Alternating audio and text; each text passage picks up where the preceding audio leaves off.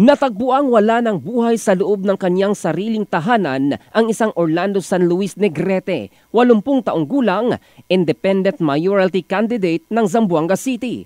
Ang insidente ay nadiskubre Martes ng hapon, Abril 22, sa Aurora Village, Tumaga, sa naturang lungsod. Batay sa ulat, nakita ang biktima na nakaluhod at nakasandal na sa isang sofa. Hinihinalang nasa 4 na araw na umano itong patay bago pa man ito natagpuan.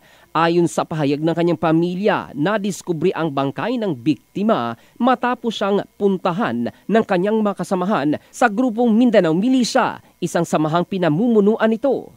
Nagtaka umano ang kanyang mga kasamahan matapos hindi na makontak ang biktima sa loob ng ilang araw.